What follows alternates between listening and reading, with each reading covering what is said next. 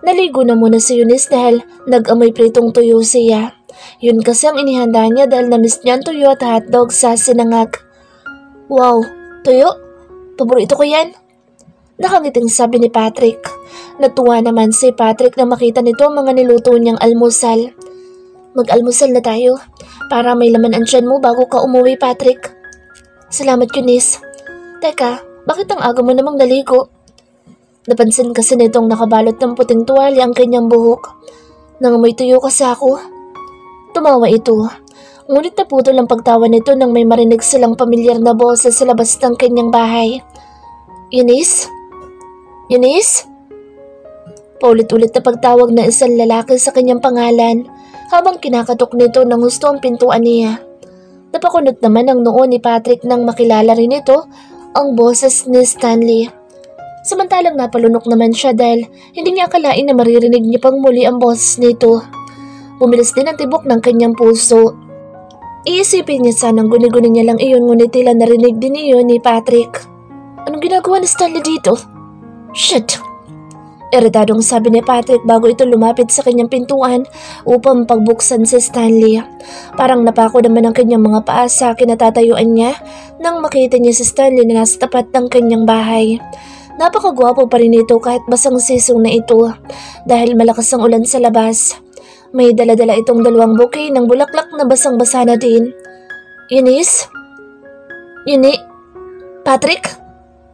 Natigil ang pagkatok ni Stanley sa pintuan ng buksan iyon ni Patrick at itong nabungaran ni Stanley sa pintuan ng bahay niya. Agad na dumilim ang gwapong mukha ni Stanley at palipat-lipat ang tingin sa kanilang dalawa. Natatanaw kasi niya sa Stanley sa likuran ni Patrick. Sakto pang katatapos nilang maligo at may tuwalya pa sa ulo niya. Nakabihis naman siya ng pambahay na damit ngunit paniguradong ibang iniisip ni Stanley dahil sadyang madumi ang isip ng impaktong ito. Anong ginagawa mo dito, Stanley? Nakangising tanong ni Patrick dahil parang tuwang-tuwa itong pagmasdan ang pagkatigagal sa mukha ni Stanley. Nagtagas ang panga ni Stanley at napakuyom agad ang kamuon nito. Hinagas nito sa gilid ang mga bulaklak na hawak nito. Bago nito sinugod si Patrick ng isang malakas na suntok sa mukha. Napatras agad si Patrick at napahiga sa sahig.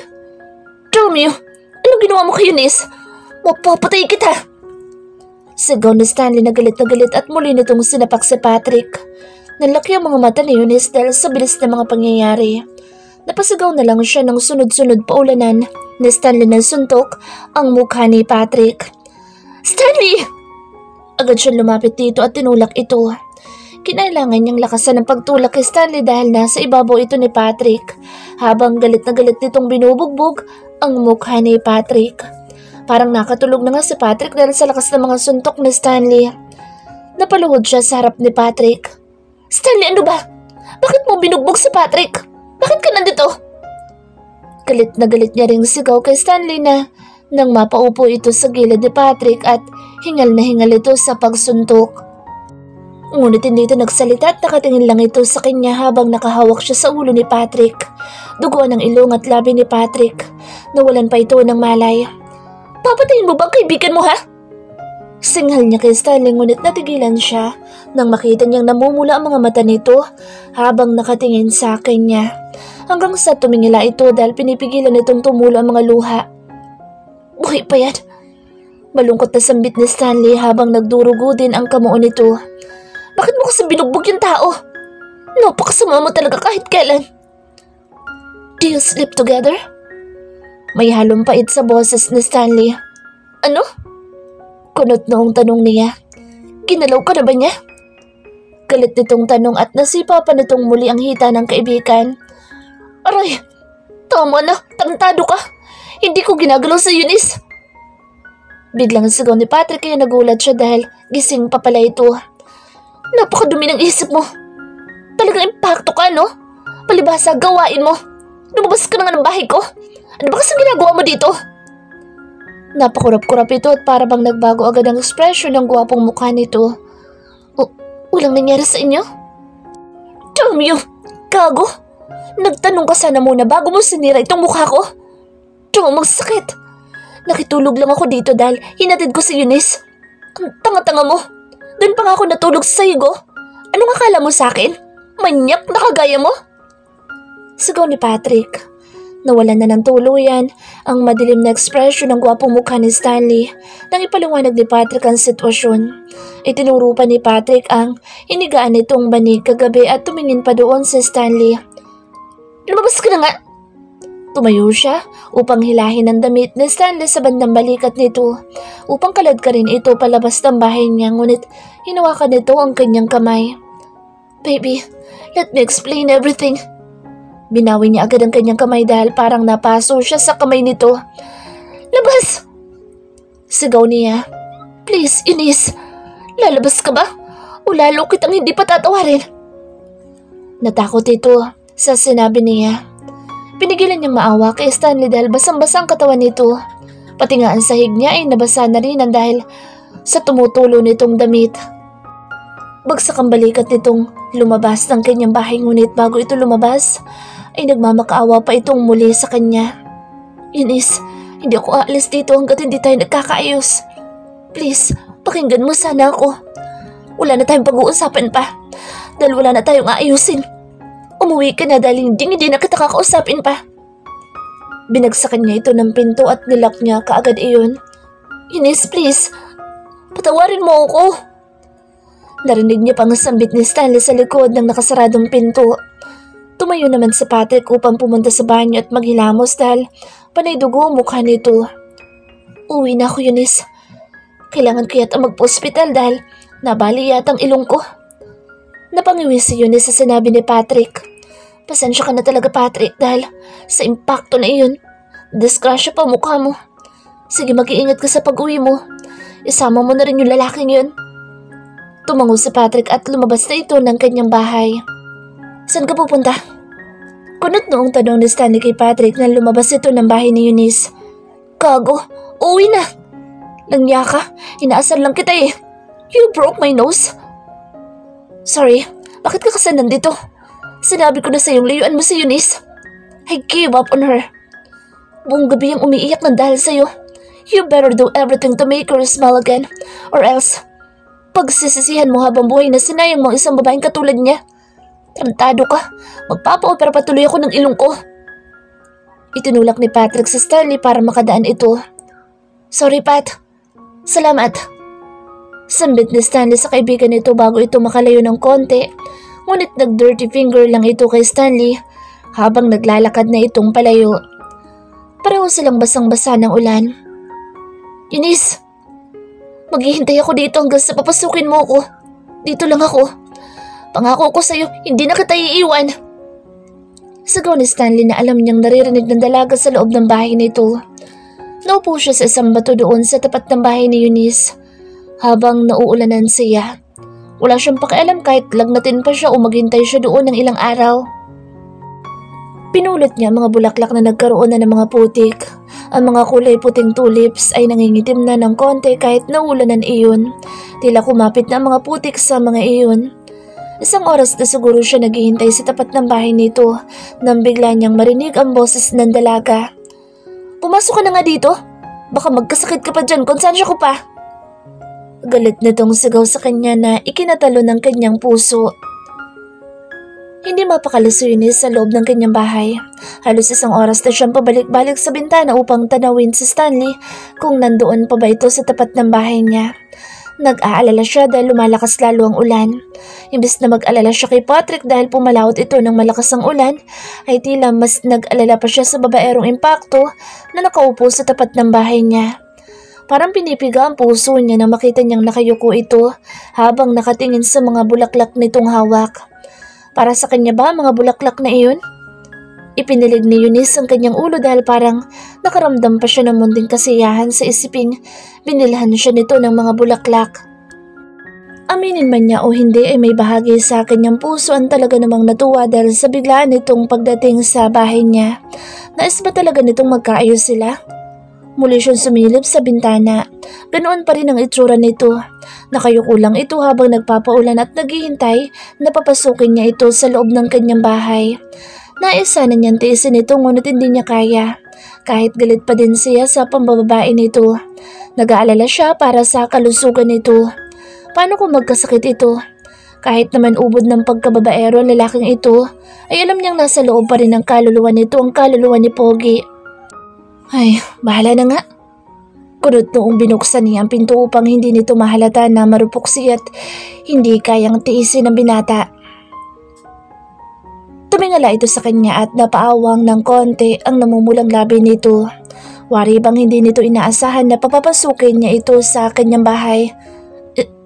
Inis. Namula agad ang mga mata nito at parang nagliwanag ng konti ang gwapong mukha nito. Bilisan mo na! Nababasa na ang loob ng bahay ko, kaya pumasok ka na dito.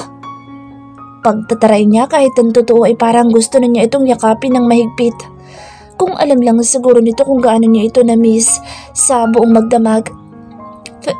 Thanks. Naiya itong pumasok sa loob ng bahay niya habang hawak pa rin ang mga bulaklak. Nalusaw na ang mga papel na nakabalot sa mga iyon kaya tanging mga bulaklak na lang ang hawak nito. Pumasok ito sa loob ng kanyang bahay. Saglit nitong pinasadahan ng tingin ang loob ng bahay niya. Nandoon ang banyo. Maligo ka na muna doon. May sabon at shampoo naman ako doon. Gamitin mo na lang. Iabot ko na lang sa iyo ang tuwalya at damit na susuotin mo. Tumalikod siya kay Stanley para sana kumuha ng tuwalya sa loob ng kanyang kwarto. Inis, baby. Mag-usap tayo. Wala na tayong pag-uusapan pa. Tapos na lahat sa atin dahil ikaw na mismo ang tumapos noon. Hindi porket pinatuloy kita dito sa bahay ko ay magkakaayos na tayo. Walang ganoon na mangyayari. Mauwiin lang talaga akong tao at ayoko namang magkasakit ka pa sa ginagawa mong pagpapaulan. Kaya maligo ka na at magpalit ng tuyong damit. Pag tumila na ang ulan, mamaya'y makakalayas ka na. Hindi niya ito tinitingnan habang nagsasalita siya. Nanatili siyang nakatalikod sa binata dahil kahit basang sisiw ito ay hindi niya maiwasang maapektuhan ang kagwapuhang taglay nito. Inis, mahal na mahal kita. Nanlaki ang kanyang mga mata dahil sa sinabi nito. Bigla itong yumakap sa likuran niya at napahikbi pa ito. Tama ba ang narinig niya? Humihikbi ito? Umiiyak ito? Ang isang lalaking ubod ng yabang ay marunong din palang umiyak. Ano ba? Bitiwan mo ako. Nababasa na tuloy ako. Please, makinig ka sa akin, Eunice. Mababaliw ako kapag hindi tayo nagkaayos ulit. Ano ba? Bitiwan mo ako sabi eh. Bakit ka mababaliw? Naalala mo na ba ako? Napakunot noong tanong niya habang nagpupumiglas siya, ngunit mas sumigpit ang pagyakap nito sa kanya. Hindi pa, pero hindi ko na kailangan pang hintayin na maalala kita. Alam ko at ramdam ko sa puso ko na mahal kita. Tumigil ka nga, kahit kailan hindi mo sinabi sa akin noon na mahal mo ako. Ang sinabi mo lang noon ay gustong gusto mo ako, kaya bakit ako maniniwala sa iyo ngayon? 2 araw mo pa lang ako nakakasama at higit sa lahat, may ibang babae ka nang kahalikan no isang gabi. Sa tingin mo maniniwala ako sa'yo? Naiyak na rin siya dahil sa sama ng kanyang loob. Mas lalong humigpit ang yakap ni Stanley sa kanya at ramdam niyang basang-basa na rin ang likod niya at ang damit niya. Yumuko si Stanley sa kanyang balikat at doon ito umiyak ng tahimik. Alam ko hindi ka maniniwala sa akin. Hindi talaga. Nilove ako sa kadaldalan mo. Nahulog ako sa sarap ng halik mo. Nabuksan mo ang puso ko sa mga emosyong nakikita ko. Sa mga mata mo. I'm in love with you, Eunice. Napalunok siya sa sinabi nito. Napakasarap pakinggan ng mga binitawan nitong mga salita. Aminin ko, hindi ako nagagandahan sa'yo. Buisit ka! Layuan mo nga ako! Nag-init bigla ang ulo niya sa idinugtong pa nitong mga salita. Buisit na lalaking ito. Makinig ka muna, baby. Just listen to me. Mahal na kita. I believed I like you a lot for those 2 weeks. I mean, naniniwala ako na gustuhan talaga kita ng gusto sa loob ng 2 linggo natin pagsasama. Dahil sa loob lang ng 2 araw, minahal na kita. I'm falling in love with you even more. Ngayon ko lang naramdaman ang kakaibang pakaramdam na ito, Eunice. Paano naman ang babaeng kahalikan mo sa pool? Ano yun? Mahal mo din yun? Ang galing mo naman. Ang dami mong minamahal. Nanunuya niyang sambit. Imbis kasi maniwala siya sa pinagtatapat nito ay napakahirap nitong paniwalaan dahil kitang-kita mismo ng 2 mata niya kung paano itong nakipaghalikan sa babaeng iyon. Nakapikit pa nga ito eh. I just called random girls. Tumawag lang ako na ibang babae dahil Hindi ko pa matanggap sa sarili ko na may nararamdaman na ako para sa'yo sa ganoong kabilis na panahon. 2 araw pa lang kitang nakikilala pero nagawa mo na akong maulol sa'yo. Anong maulol? Minumura mo ba ako? I'm sorry, baby. Nahirapan ako ipaliwanag ng Tagalog but I'm trying, baby. Ang ibig ko sabihin, nagawa mo na akong ma-in love agad sa'yo. Adik na ako sa'yo at ayokong maramdaman iyon dahil natatakot ako. Tinawagan ko yung babaeng iyon. I don't even remember her name. Tinawagan ko lang siya para ilihis ang nararamdaman ko para sa'yo dahil hindi pa ako handang tanggapin na in love na ako sa'yo. Pero nung oras na makita ko kung gaano ka nasaktan, nung oras na makita mo kung may ibang babaeng kasama, natakot ako. Parang gusto ko sapakin ang sarili ko dahil nasaktan kita. Na-realize ko din ng mga sandaling iyon na mahal na talaga kita. Mahal na kita, Eunice. Hindi pa rin ako magtitiwala sa'yo. Ano naman kung mahal mo ako? Wala akong pakialam. Ayoko na makipagbalikan sa'yo dahil wala ka namang ginawa kundi laitin at saktan ako. Sabi mo nga hindi ka nagagandahan sa akin, di ba? Di doon ka na sa magaganda. Baby, ayoko sa kanila. Dati lang yun. Ngayon, ikaw na lang ang babae maganda sa paningin ko. Napalunok siya dahil naapektuhan siya ng mga sinasabi ni Stanley. Nais niyang maniwala sa mga sinasabi nito. Tigilan mo nga ako. Hindi na ako magtitiwala at maniniwala pa sa'yo.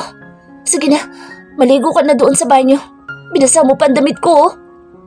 Kinurot niya ng pinong braso nitong nakapulupot sa kanyang bewang. Kaya napabitaw ito sa akin niya.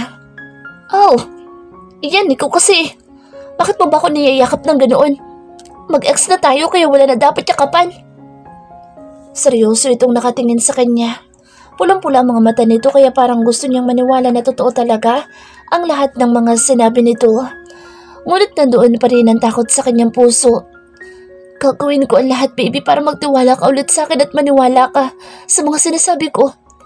Lahat gagawin ko. Napaisip siya sa mga sinabi ni Stanley. Tila desidido itong makuhang muli ang tiwala niya. Lahat? Nakataas kilay na tanong niya. Sunod-sunod naman itong tumango. Lahat, baby. Lahat. Gagawin ko para magkabalikan lang tayo. Liligawan kita ulit. Lahat ng ipagagawa mo sa akin hindi ko urungan. Gusto mo ba maging utusan mo ko? Kahit ano gagawin ko para sa'yo. Hindi ako aalis dito hanggat hindi kita kasama. Paano ba yan? Ayoko nang umalis sa isla na ito. Kakayanin mo ba tumira dito na ako lang ang kasama mo? Sinusubukan niya ito. Inaasahan niyang matatakot ito ngunit ngumiti pa ang Hudyo. Mas gusto ko nga dito. Masusolo kita palagi. Parang tayong dalawa lang ang tao sa mundo. Gagawa na lang tayo ng maraming anak natin. I'm a doctor. Ako na rin na magpapaanak sa'yo dito. Walang problema sa akin kahit dito na tayo mamuhay na dalawa. Magpaparami na lang tayo. Che, maligo ka na nga doon? Namula yata pati ang puwet niya dahil sa sinabi nitong masusolusyon nito at gagawa sila ng maraming baby. Please, Eunice, payagan mo lang akong patunayan sa'yo na totoo ang pagmamahal ko. Pinulot nito ang mga bulaklak na itinapon nito sa sahig kanina para lamang yakapin siya. Maganda pa ito kanina pero nasira na dahil sa ulan. Para sa'yo to, Eunice. Balak na kitang ligawan kahapon pero nagulat ako nang malaman ko umuwi ka na dito sa bahay mo. Walang gusto magturo sa'yo kung nasaan ka. Lahat sila galit sa akin at natatakot silang saktan kita pero alam ko sa sarili kong hindi ko nahayaan pong may mangyari. O mangyari iyon. Baby, sa'yo ko lang naramdaman ito. Oo na, sige na, pumapayag na ako. Tinanggap niya ang bulaklak na hawak-hawak pa rin ito. Nagliwanag bigla ang gwapo nitong mukha at akmang hapitin na nito ang bewang niya. Hep, ano yan? Kiss. Ikikis na kita. Kagabi ko pa namimiss sa mga halik mo. Pinigilan niya ang uso nito gamit ang kanyang kamay. Che, ang ibig ko sabihin, pumapayag na ako maging utusan ka. Patunayan mo sa akin kung hanggang saan mo kakayanin. Napalunok ito bago ito sumeryoso. Kahit kaanong kahirap, baby. Maraming salamat. Hinapit pa rin siya nito at niyakap. Bitiwan mo ako. Number 1 kong utos sa'yo. Huwag na huwag mo akong hahawakan. Yayakapin at hahalikan. Itinulak niya ito. That's torture, baby. Utusan mo na lang ako na ibang bagay pero huwag mo namang iutos sa akin na bawal kitang halikan dahil mababaliw ako. Baliw ka na nga talaga. Kung ayaw mo sa patakaran ko, malaya ka na lumabas ng bahay ko. Tinitigan pa muna siya nito at pinag-aralan kung seryoso ba siya sa kanyang mga iniuutos. Sige, gagawin ko lahat ng iuutos mo. Babawi na lang ako ng mga halik at yakap kapag pwede na. Hindi kita titigilan, baby. Parang may gumapang na kiliti tuloy sa puso niya dahil sa sinabi nito. Napakamanyak mo talaga. Seryoso ka ba? O gusto mo lang ako manyakin? Ano? Hindi ah. Mahal talaga kita. Mahal na mahal. Pero syempre, kasama na din sa pagmamahalan ng pagyayakapan at paghahalikan, baby. Sige na, maligo ka na nga doon. Inuutusan kita, maligo ka na. Ngumiti ito bago nagpasalamat sa kanya. Mukhang magaan na ang loob nito. Somehow, gumain din ang loob niya. Pero nais pa rin niyang makasiguro kung hanggang saan kaya aabot ang tibay nito.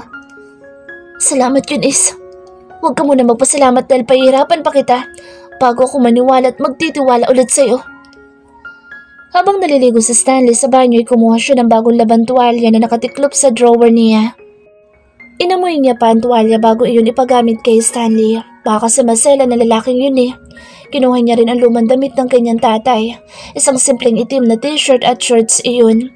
Nagbihis muna siya ng bagong damit na pambahay dahil nabasa ang damit niya sa ginawang pagyakap sa kanya kanina ni Stanley. Nang matapos siyang magbihis ay dumiretso na siya sa banyo. Kinatok niya ito sa pinto ng banyo. Hoy, Impacto, ito ng tuwalya at damit mo. Sambit niya habang ang isang kamay niya ay kumakatok.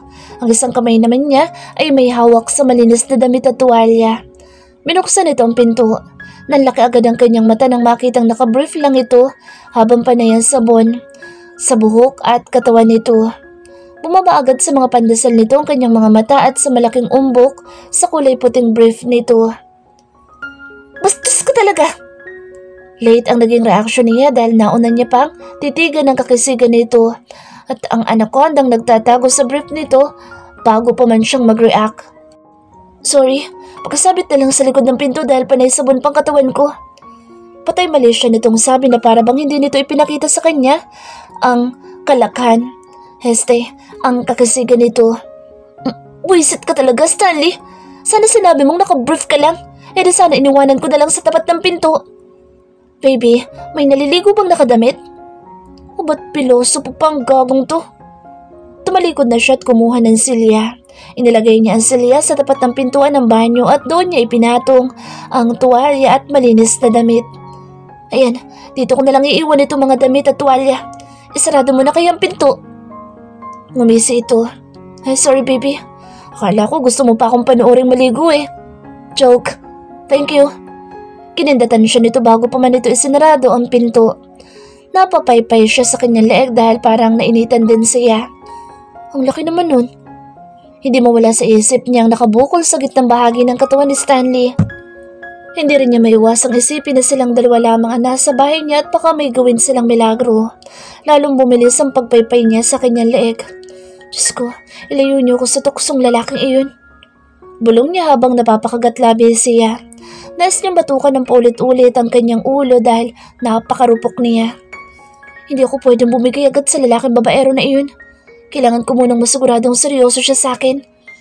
Paalala niya sa kanyang sarili kahit ang katunayan ay gusto na niyang pasukin si Stanley sa loob ng banyo at doon nila ituloy ang naudlot nilang ginagawa sa shower room noon. Napahilamos si Eunice sa kanyang mukha at napakagat siya sa hintuturo niya. Bakit naman kasi ang hot ng mokong na ito? Diyos ko, may pakindat-kindat pa. Mahinang sambit niya sa kanyang sarili. Kung kailan naman kasi galit ang dapat niyang inaatupag na maramdaman para sa binata, ay ngayon pa umaatake ang karupukan niya sa kanyang innocent at sabik na katawan. Init na init ang katawan niya. Masisisi ba siya kung isang napaka-hot na lalaki ang tumutukso-tukso sa kanya? Umayos ka, Eunice. Kailangan mong pahirapan ng lalaking iyan bago niya masisid ang perlas mo. Ay, parang masarap yun ah. Ano ba yan? Kung nabubuhay lang siguro ang kanyang mga magulang ay baka sabay pa siya nitong nabatukan sa mga oras na iyon. Huminga ng malalim si Eunice at pinakalma ang kanyang sarili. Nagtungo na lang siya sa kusina upang initin ang mga pagkain na kakainin sana nila ni Patrick kanina. Napakaswerte talaga ng impacto na Stanley na iyon at ito pa makakakain ng mga niluto niya. Kumakain ka ba ng tuyo? Taas kilay niyang tanong kay Stanley nang ayaan niya itong kumain ng agahan sa kusina. Katatapos lang nitong maligo at nakapagpalit na ito ng damit. Oo naman, nagluluto ng ganyan sama ng ising. Umupo ito sa tabi niya kaya tinaasan niya ito ng kilay. Naamoy niya ang mabangong sabon na ginagamit nito. Doon ka sa kabila umupo. Mataray niyang pagtataboy kay Stanley. Sorry. Lumipat naman agad ito sa kabilang upuan. Doon din palagi nakaupo ito noong si Pogi pa ito. Inis, kape tayo? Nakangiting tanong sa kanya ni Stanley bago nito itinaas ang kape. Parang tumalon ang puso niya dahil ganoon din ang madalas sabihin ni Pogi sa kanya noon. Yun din ang laman ng kanyang isip kagabi. Nagiwas siya ng tingin kay Stanley dahil nanunumbalik sa kanya ang kanilang masayang alaala noon. Huwag kang nagkakape, Stanley. Marami akong iuutos sa'yo. Baka kabahan ka. Kakabahan lang ako kapag hindi ka bumalik sa buhay ko. Kumindat pa ito bago humigop ng kape. Kakatimpla niya lang ng kape na iyon para dito. Kabisado na niya ang paborito nitong timpla. Kanina nga hindi niya may paliwanag ang saya sa kanyang puso habang ipinagtitimpla niya ito ng kape. Pakiramdam niya bumalik silang dalawa ni Pogi noon. Pero ngayon, nasa katauhan na ito ng isang mayaman doktor na ubod ng yabang. Sarap naman ang kape ng misis ko.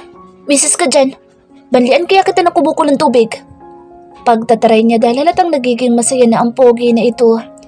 Ba't may kasalanan pa nga ito sa kanya eh? Pagkatapos natin mag-almusal, magsisimula na akong utusan ka. Kaya magpakabusog ka dahil marami ako ipagagawa sa'yo. Pinagugas ng pinggan ni Eunice ang lalaking babaerong nanliligaw sa kanya. Mukhang sisiw lang dito ang paghuhugas dahil ilang pirasong pinggan lang naman iyon at ang mga pinagkapihan nila. Finish na, ma'am. Pabiro pang sabi nito bago ito nagpunas ng mga kamay sa hantawo sa gilid ng lababo. Tinaasan niya lang ito ng kilay. Kung inaakala nito yun lang ang iuutos niya ay nagkakamali ito. Masyado siyang naiirita kapag naalala pa rin niya ang pakikipaglampungan nito sa ibang babae sa gilid ng pool kaya naman desidido siyang pahirapan ito. Anong iningiti-ngiti mo dyan? Umpisa pa lang iyan sa mga iuutos ko sa'yo, kaya huwag ka muna masyadong masaya dyan. Itinikom nito ang bibig upang huwag mapangiting muli. Naaliw kasi ito sa kasungitan niya. Lumapit ito sa kanya kaya napaatras siya. Hindi kasi siya komportable na magkalapit silang dalawa dahil wala siyang tiwala sa sariling katawan niya. Her horny soul is killing her every time his body is near with hers. Sobrang malakas lang talaga ang epekto ng impakto sa katuwang lupa niya. Bakit kasi mas lalo pa itong gumugwapo sa paglipas ng mga araw? Huwag kang lalapit sa akin, hindi ka pwede lumapit. Huminto ito sa paglapit sa kanya. Good boy. Napapaismin niyang sabi kaya napangiti tuloy ito. Anong tinitingin-tingin mong ganyan? Bakit ganyan ka makatingin? Anong iniisip mo, ha? Baka akala mo epekto pa sa akin yung pagpapakyut mo, ha? Sorry ka na lang, Mr. Scott. Manhid na ako sa charm mo. Labas sa ilong na sita niya sa binata dahil halatang nagpapapogi pa ito habang nakatingin sa kanya. Kahit ang totoo ay nangangatog ng konting tuhod niya sa paraan ng pagtingin nito sa kanya. Pinipigilan ko lang ang sarili kong kabigin ka't paulan na ng halik ang buong katawan mo ngayon. Kung hindi ko lang iniisip na magagalit kang lalo sa akin, ayun ang gusto kong gawin at yun ang nasa isip ko ngayon. Nalaki ang kanyang mata dahil sa diretsahan nitong pagsasaad sa kanya na laman ng isip nito. Namulutuloy ng husto ang kanyang buong muka dahil kusong umakyat ang dugo niya sa kanyang ulo. Manyak? Napakamanyak mo talaga! Nilapitan niya ito upang hampasin ang braso nito. Ngunit ang totoo ay nais niya lang atang mahawakan ng muscles nito na nakabakat sa lumang t-shirt ng kanyang ama. Uy, hindi ha? Tanggi niya sa kanyang sarili. Nais niya lang daw talagang hampasin ito dahil sa kamanyakan nito. Oh! Well done, misis ko. I like that. Pilyong biro pa ni Stanley habang hinahaplos ang nasaktan nitong braso. Misis mo, mukha mo. Di pa nga tayo nagkakabalikan, inaangkin mo na ako bilang misis mo. Haba, nangangarap ka na yatang masyado. Napangisi ito. Mukhang natuwa ang mo kung sa posibilidad na magkabalikan sila. Nais niya tuloy bawiin ang kanyang sinabi dahil baka isipin nitong magkakabalikan na sila. Ano pa pong susunod na iutos ng dating nobya ko? Tanong na lang nito kaya sa asarin pa siya ng todo at baka magalit pa siya. Kaya naman pinigilan na lang nitong mang-asar ng husto. Napaismid siya. Well, tama naman ang sinabi nito. Dating nobya naman talaga siya nito kaya Hindi na lang niya pinansin ang sinabi nito. Pinatong niya sa magkabilang gilid ng kanyang tagiliran ng kanyang dalawang kamay. In short, pinamewangan niya ito dahil feel niya ang pag-utos sa taksil na lalaking ito.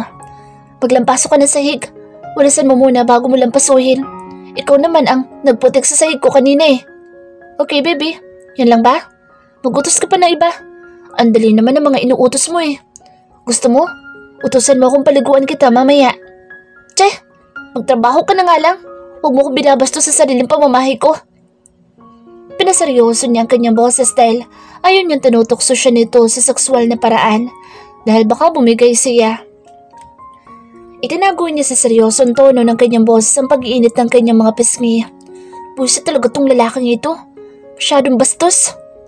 Sorry baby, magwawalis at maglalampaso na ako. Napangiwi ito dahil nagalit siya. Pinanood lang niya sa Stanley habang nagwawalis ito. Tito, may dumi pa. Hindi ka ba marunong magwalis ha? Pagtataray niya. Kapag nagkabati tayo, papagurin rin kita sa kama baby. Dahil pinapagod mo ako ngayon. Bulong-bulong nito na hindi niya naririnig. Ano'y binubulong-bulong mo dyan? Nagre-reklamo ka ba ha? Tanong niya dahil napansin niyang parang may sinasabi ito. Wala po ma'am.